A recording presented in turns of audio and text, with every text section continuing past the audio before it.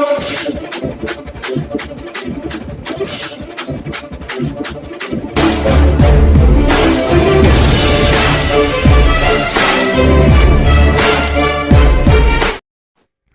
प्यारा हिंदुस्तान 24/7 में आपका हार्दिक स्वागत है। खबर अब तक से 1000 रोडवेज चालकों को अन्य विभागों में समायोजित करने के फैसले की हरियाणा कर्मचारी महासंघ व रोडवेज कर्मचारी यूनियन ने की कड़ी निंदा।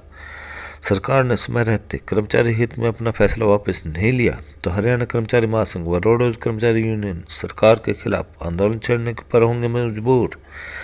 हरियाणा कर्मचारी महासंघ के प्रदेश उप महासचिव दीपक बुलारा ने कहा, रोडवेज बेड़े में 10,000 बसें शामिल करे तो प्रदेश के 70,000 युवकों को मिलेगा रोजगार। रोडवेज कर्मचारी यूनियन ने सरकार पर वादा खिलाफी का लगाया आरोप। चालकों को अन्य विभागों में भेजने के फैसले को तुरंत ले वापिस। सरकार चालकों को भी सब इंस्पेक्टर के पद पर पदोन्नति करने की मांग। हरियाणा कर्मचारी महासंघ व रोडवेज कर्मचारी यूनियन ने परिवहन विभाग के चालकों को सरप्लस बताए जाने व दूसरे विभागों में भेजने की कड़े शब्दों में निंदा करते हुए तीखी प्रतिक्रिया व्यक्त की है। हरियाणा राज्य परिवहन विभाग द्वारा जारी पत्र में परिवहन विभाग में कार्यरत 1000 चालकों को अन्य विभागों में समायोजित करने के फैसले की कड़ी निंदा की है। हरियाणा रोडवेज कर्मचारी यूनियन संबंधित हरियाणा कर्मचारी महासंघ के राज्य प्रधान ओम प्रकाश करेवाल, महासचिव पहल सिंह तंवर, उप महासचिव दीपक बल्हारा, डिपो प्रधान जोगेंद्र बल्हारा, सचिव सुरेश नेहरा ने संयुक्त बयान में कहा कि हरियाणा राज्य परिवहन विभाग द्वारा चालकों को अन्य विभागों में समायोजित करने की फैसला गलत है। इससे रोडवेज कर्मचारियों में सरकार के खिलाफ भारी आक्रोश है। कर्मचारी नेताओं ने चेताया कि अगर सरकार ने समय रहते अपना फैसला कर्मचारी हित में वापस नहीं लिया तो यूनियन सरकार के खिलाफ आंदोलन करने पर मजबूर होगी। साथ ही कर्मचारी नेताओं ने सरकार पर वादा खिलाफी का भी आरोप लगाया और कहा, कई बार मांगों को लेकर सरकार के साथ बैठकें हो चुकी हैं जिसमें सरकार ने कर्मचारियों की मांगों पर सहमति तो जताई, लेकिन अभी तक किसी भी स्वीकृत मांग को लेकर नोटिफिकेशन जारी नहीं किया है। हरियाणा कर्मचारी महासंघ के उप महासचिव दीपक बल्लारा ने कहा, विभाग द्वारा पूर्वोत्तर समझौते के अनुसार हरियाणा रोडवेज के बेड़े में तुरंत बसें शामिल करना चाहिए। उनका कहना था कि परिवहन विभाग में 1000 चालकों का विभाग में रोजगार सुरक्षित रखे ताकि हरियाणा राज्य परिवहन के बेड़े में बसें शामिल होने के बाद जनता को सरल, सुलभ और सुरक्षित यात्रा मिल सके।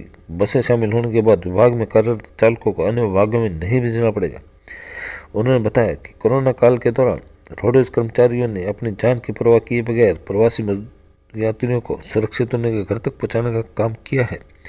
उन्होंने सरकार से राज्य परिवहन के बेड़े में 10,000 बसें शामिल करने की मांग की। अगर ऐसा होता है तो प्रदेश के 70,000 नवयुवकों को रोजगार मिल सकेगा। दीपक बुल्हारा ने प्रदेश सरकार द्वारा परिवहन विभाग में कार्यरत 1000 चालकों को अन्य विभागों में भेजने के फैसले को भी तुरंत वापस लेने की मांग की। साथ ही चालकों को सब इंस्पेक्टर के पद पर पदोन्नति करने की मांग की।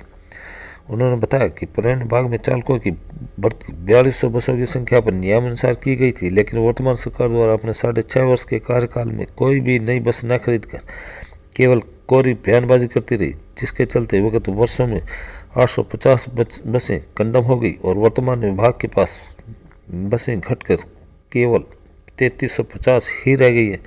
उनका कहना था कि सरकार अगर केवल कंडम बसों के बदले भी नई बसें खरीद कर समय पर विभाग में शामिल करती तो चालक सरप्लस होने की बजाय